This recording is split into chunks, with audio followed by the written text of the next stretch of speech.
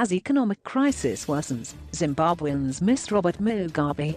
Comrade Bob was toppled from 37 years in power in November 2017 following a brief military takeover that saw him replaced by his one-time protege, deputy and latterly political rival President Emmerson Mnangagwa. Immediately after Mugabe's resignation, there was an outpouring of joy, and many people took to the streets to celebrate. But Mnangagwa's gloss quickly faded and the economic catastrophe facing Zimbabwe began to crystallize as cash shortages worsened and fuel prices soared. "We miss Mugabe. If he didn't care, at least he pretended to," Harare resident Anita Mukambedzi told AFP. "If what we have seen so far is anything to judge by, Zimbabwe will be worse than it was under Mugabe at his worst." In the months after Mnangagwa took power, it became clear the security services were prepared to use deadly force to put down dissent, just as they had done under Mugabe.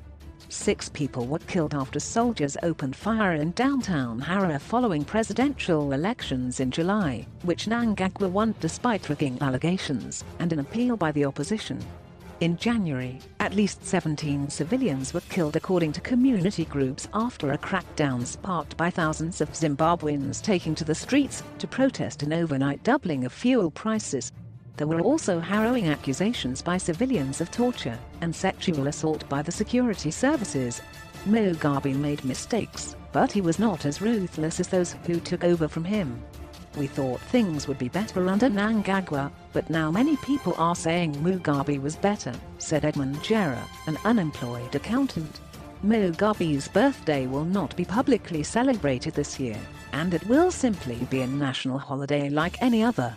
Before his fall, his birthdays were week-long extravaganzas and he would receive cakes that weighed as many kilograms as his age along with lavish gifts including cattle and tributes from regime loyalists. "The day is passing this year without the usual pomp and ceremony," said Rashwiat Mukundu, a researcher at the Zimbabwe Democracy Institute think tank. Mugabe failed to leave a lasting legacy. He left a divided Zimbabwe. This should be a lesson to those in power today. Last year, Mugabe's family and friends marked his first birthday since his defenestration with a low-key private birthday party at his Harare home attended only by members of his inner circle. No senior government leaders were thought to have been present. A pro-Mnangagwa march, originally planned for Thursday, will be held at the weekend, according to the ruling party's youth wing. "We are going to march in Harare to show support for our president," said ZANU-PF's youth leader Pupirai Togarepi. But Togarepi diplomatically insisted that we will remember the revolutionary work done by the former president, calling him a giant political icon. Harare resident Wright Chiram said Mugabe's allies had treated the ex-ruler unfairly, obscure and irrelevant. They should have kept on honoring him, rather than want him to appear like he did bad things throughout his rule, he said. "That's betrayal, and it's unfair.